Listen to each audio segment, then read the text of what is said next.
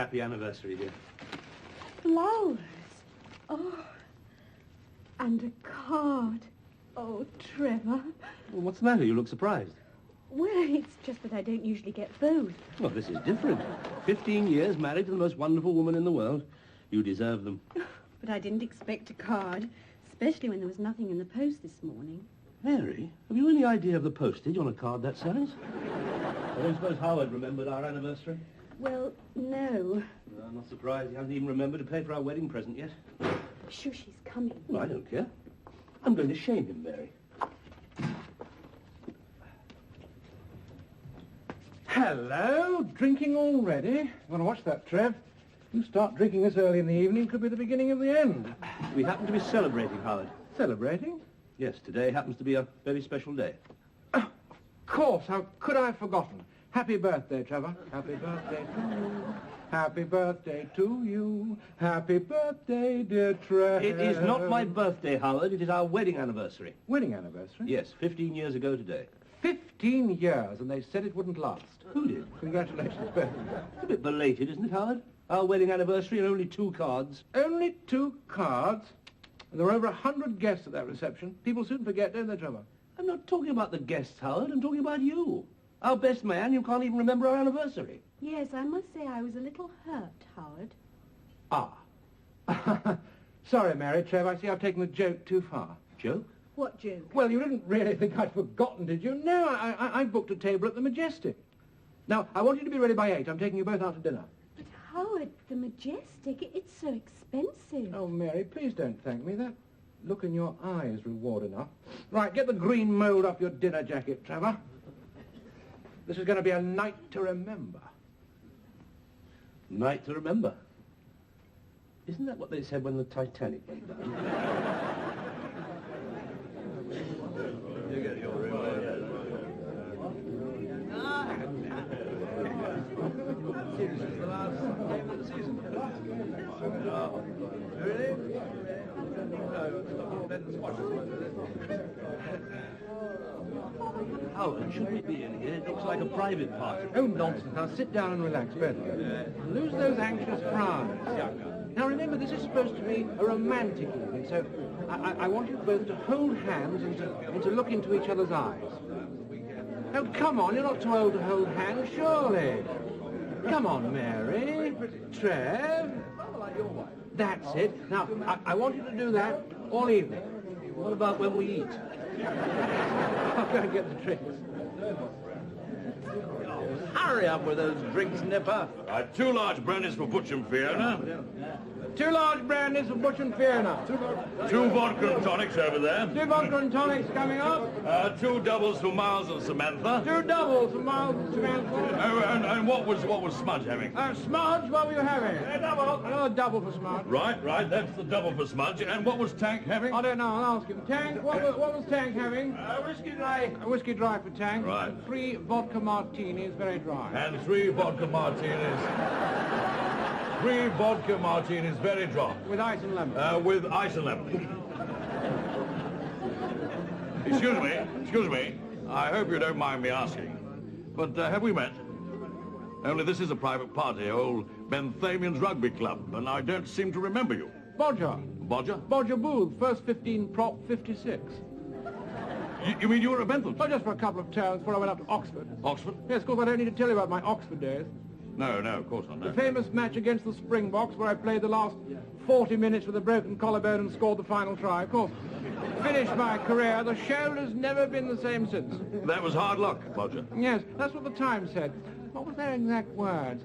End of a brilliant career, farewell to the gentle giant. My word, I didn't realize we had a celebrity in our midst. Tell me, Bodger, what do you think of the team this season? What do I think of the team? Not enough weight in the scrum, Nipper. They're weak in the loose, not getting enough ball in the line-out. They'll never be any good until they get more possession. Well, they haven't lost a game for 2 years. That's no reason to get complacent. It's coming, mark my words. All the signs are there. They're not training hard enough. They've had it too easy. They should have played against the All Blacks with a broken shoulder. I thought you said the Springboks. That was the other shoulder. It's been very nice talking to you, Nicola. And perhaps I'll have a word with the team later, you know, pass on a few wrinkles. Yes, I'm sure they'd appreciate that, yes. Well, thanks for the drink. All right, I'm sorry if I sounded a bit off just now. Only we had a few gate crashes last year. Did you buy thunder? Yes, had to debag the blighters. Debag them? Serve them right. Excuse me, I've got to get back to my desk. Yes, right, bud. Well, come along, drink up, don't just sit there holding hands. This is a private party and they have a short way with gate crashes. What? I don't see what's happened to our table.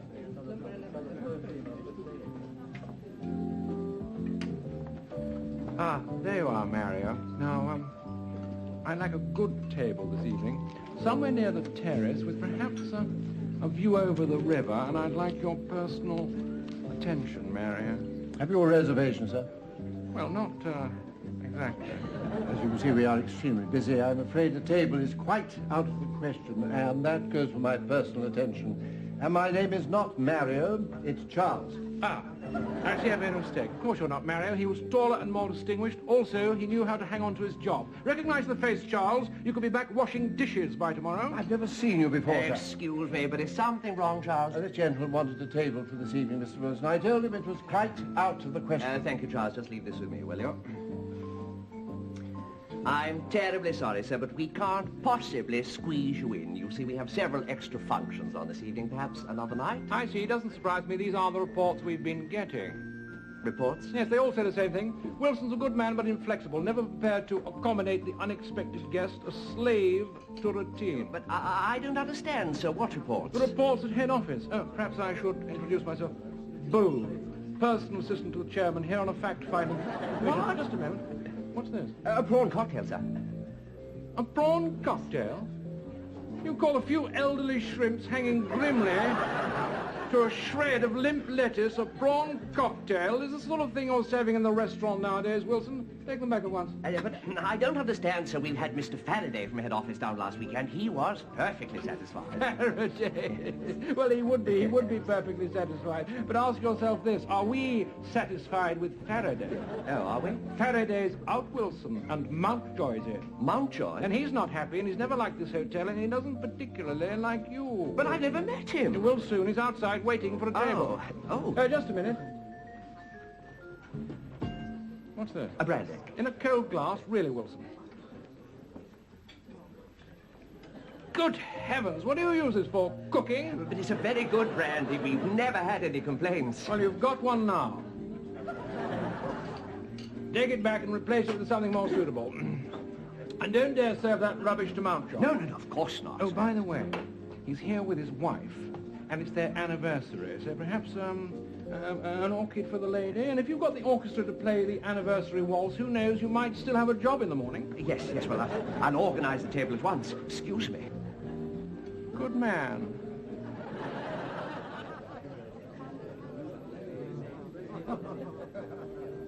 Excuse me, sir. Have you ordered yet? Yes, thank you, Charles. Mr. and Mrs. Mountjoy will be starting with the avocados, so make sure they're ripe. I hear the avocados here can be as hard as bullets. No, sir, we always make sure they're ripe. Be that as it may, shall we just say that we await their arrival with keen interest? Yes. Oh, by the way, I'm having the melon and the Parma ham, so make sure the ham's fresh. Not like the sole of a legionnaire's boot. I'll see to it at once, sir. Steady on, Howard. Don't want to upset them. Now, you leave everything to me, Trev. You just concentrate on being romantic. I don't feel very romantic. Not at these prices. Stop worrying, Trevor. It's Howard Street, isn't it, Howard? Yes, Mary. I do hope this is to your liking, sir. I hope so too, Charlie. Thank you. This looks lovely. Oh, listen. They're playing the anniversary waltz. Yes, so they are. Well, what are you waiting for, Trev? Why don't you get up and dance? No. Everyone will look at us. Well, that doesn't matter. Because you don't care. And you don't care because you're a man in love. Am I? Yes. Come on, Trevor.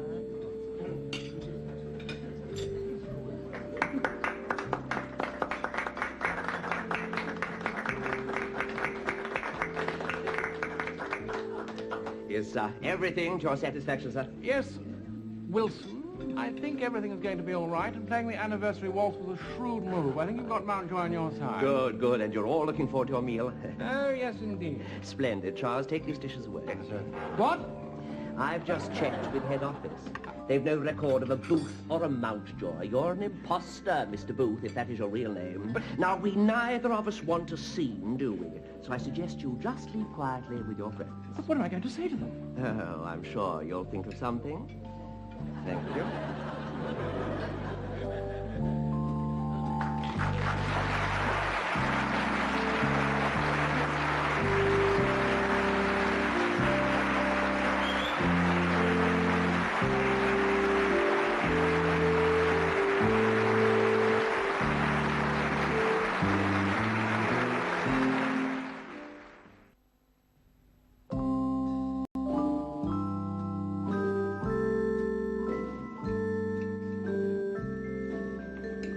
Like a dream, Trevor. And doesn't it remind you of that night 15 years ago? Remember how we danced until it was time to, you know. You're thinking about that night, aren't you, Trevor? I can tell. You're very thoughtful. You want to say something, don't you, darling? Why don't you say it, Trevor? I was wondering, do you think the service charge is inclusive? And if not, do you think 10% is a reasonable tip? Trevor, here am I floating on air and all you can think about is the tip. Why can't you leave all that to Howard? He obviously has influence here. I enjoyed that. It's years since we've been dancing. Mary? Yes? Food's gone. What? And so's the cutlery. So's my orchid. I'll tell you something else, so has Howard. What on earth's happened? You don't think he's decided to leave without paying, do you? Oh, no, he wouldn't do that. Not on our anniversary. Well, why should he break the habit of a lifetime just because it's our anniversary? Hello. Howard, what's happened to the food? You might well ask, Mary, what happened to the food indeed? Well, they've had their last chance. The Majestic's certainly going to hear about this one, and the Good Food Guide. Well, what happened? Well, I'll tell you what happened. I was just about to start on my first course, and there it was, crawling towards me, peering this way and that, the larvae of the species Lepidoptera. What? A large, hairy caterpillar. Well, it put me off my appetite, and I sent the food back. But Howard... Well, I was mistaken in bringing you here. It certainly has gone down since I was here last. Now, I suggest that we find a nice little bistro somewhere and try and salvage what's left of the evening. Come on. No. No? No. We've ordered a meal and we're going to have one. This is my wedding anniversary and I'm not leaving because you thought you saw a caterpillar. But I did see a caterpillar. Then we should complain. Complain? Yes, you're right, Mary. You're absolutely right. What was I thinking of? That's what I should do. I should complain. We don't complain enough in this country. Leave it to me. I'll come with you, Howard. I'm starving. What? No! Can't you hear that, Trevor? I'm dancing with tears in my eyes. It's one of your favourites. Well, I will be dancing with tears in my eyes if I don't get something to eat. It's a golden oldie, Trevor, just like you. I know you can't resist it. I can see your feet tapping. Oh, come on, you two. Why don't you dance the night away and leave the complaining to me? And ask them to hurry up with the food, Howard? Yes, of course. Oh, I beg your pardon.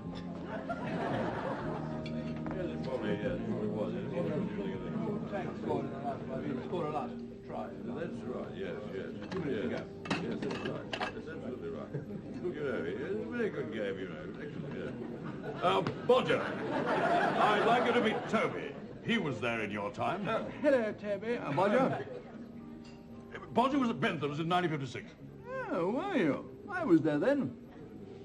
I don't remember you. No, you wouldn't. I've changed a lot since then. I was all freckles and ink blots in there. You must have been there in Pop Askew's time. Oh, yes, old Pop, yeah. Now, there was a character. One of the best. I thought he was vicious. Vicious, but fair. He once gave me 6 of the best for cutting net breaks. That was old Pop. Couldn't stand slackers. Oh, there's nothing. The old swine took a rope's end to me for smoking behind the pavilion. I don't know what you're complaining about, Toby. He laid me out once with a cricket stump for climbing the ivy on the west wall. Good heavens. Yeah, I still get the ringing in the ears. I don't remember any ivy on the west wall. No, you wouldn't. I pulled most of it down when he hit me. Still, it made a man of me, I suppose, and I don't bear him any malice. In fact, Pop and I have become great friends.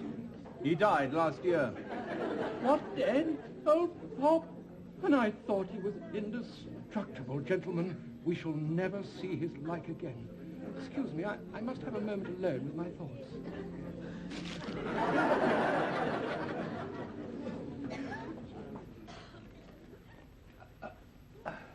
I tell you we're being ignored, Mary.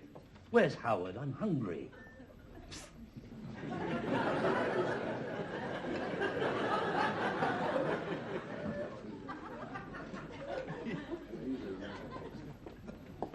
Surprise, surprise. But I don't understand. Why are we eating out here? Oh, come along, Mary. Surely you haven't forgotten you dined on the terrace that night 15 years ago. But that was in Mallorca, Howard. Well, could anything be more romantic? The moon on the water, the gentle breeze perfumed with honeysuckle. Gentle breeze? It's cold. Is it cold, Trevor, or is it simply that your blood's got thinner? What? It's all that double glazing, Trevor. It makes you susceptible to the mildest zephyr. So come, let us recapture that moment of your youth when life was a great adventure. Yes, come on, Trevor. We can't disappoint Howard, not after he's been to so much trouble. What's this? Well, I thought we might start with a few hors d'oeuvres. But Howard, these are sausages on sticks. Pickled gherkins. And peanuts. Crisps. We can't eat this. Why can't we have what we ordered? Yes, of course. How insensitive of me. Pickled gherkins on your wedding anniversary. What was I thinking of?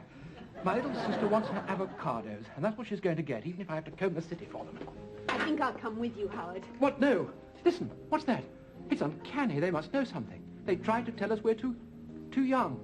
Too young to really be in love. Isn't that what we said about you two? What cynics we were in those days, and you've certainly proved us wrong. Listen, why don't you dance out here on the terrace? What could be more romantic?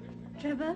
Well, might as well. At least it'll keep us warm. I'll be right back. They say that love's a word we've only heard.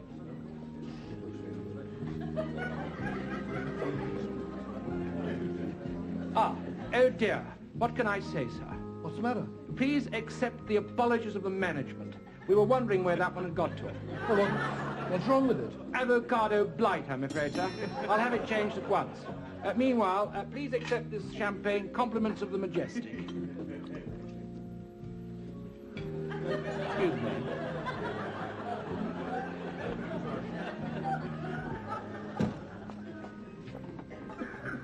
Here we are, Mary, Trevor. Here's your avocado. Oh, that's more like it, Howard. Now, don't eat too much, Trevor. It's a powerful aphrodisiac. Champagne? Yes, compliments of the management. It appears I still have some influence around here. Waiter. Waiter! Howard, that man thinks you're a waiter. How amusing. Must be some mistake. Excuse me. Waiter, we really can't face the avocados. Is there anything else you can suggest? Let me see. There's the chef's pate. He's put his heart and soul into that. And almost everything else he could find. Oh, no, I don't think so. Then what about mushrooms a la grecque, picked early this morning while the dew was still on the ground? That sounds all right. And would you like to wash it down with a bottle of Chablis 63? Excellent. Very good, sir. Howard, what's going on? Why do they think you're a waiter? Shh! You found out my little secret, Trevor. I don't know why I didn't tell you before. Pride, I suppose, but where do you think I've been going every evening? Enjoying myself. Now I've been coming here and waiting on table. But I don't understand. Well, those people just recognized me, I suppose. It's ironic, isn't it? Waiting on the tables where I was once an honored guest, but I've been a bit short of money lately, you see. I'm sorry, Howard. That's all right, Trevor, but please, don't tell Mary. That's all I ask. I couldn't stand it. No, of course not. And look, if it's any comfort, I don't look down on you. I respect you for what you're doing. Thank you, Trevor. Oh, and waiter, we ordered fresh salmon for the main course. Hurried along, will you? We're starving out there.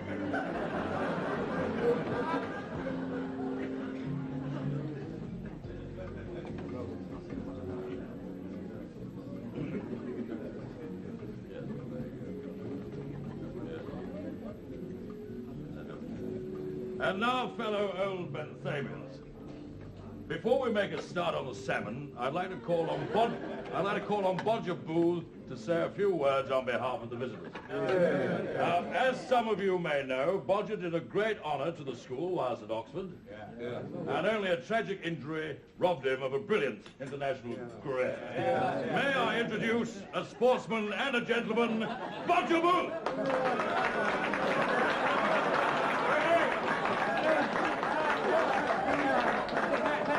Thank you very much, Nipper.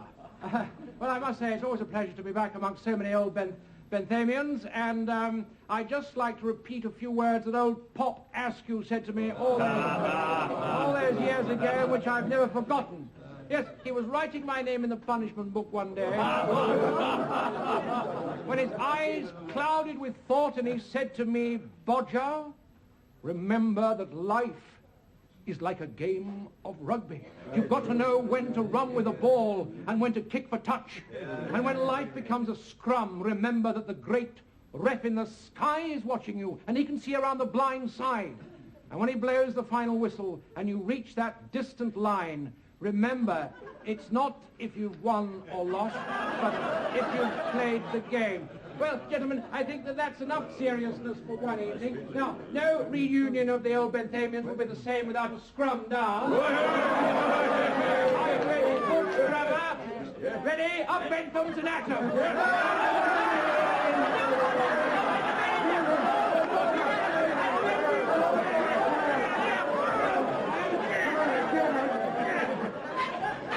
Go inside, Mary. That chair keeps blowing over. Oh, not just yet. Howard would be so disappointed. He set his heart on this big romantic evening. Well, if I get pneumonia and die, remember my wills at the solicitors, will you? Oh, what a magnificent salmon. That's fantastic, Howard. Yes, I got the chef to do it specially for you, Mary. Oh, it's superb. Well, what are we waiting for? Let's get started. What's all that noise? I think it's that rugby crowd, Mary. Mary, would you like to dance with your elder brother? Oh, come on, Mary. Let's go and dance in there, like we used to in the old days in the drawing room. You just enjoy your salmon, sir.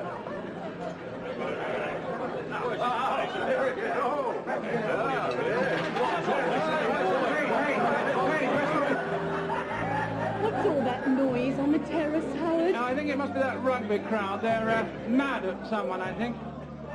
I only hope they don't chuck him in the river. Who? Whoever it is. Good heavens! They've debagged the poor blighter. Howard, those are Trevor's trousers.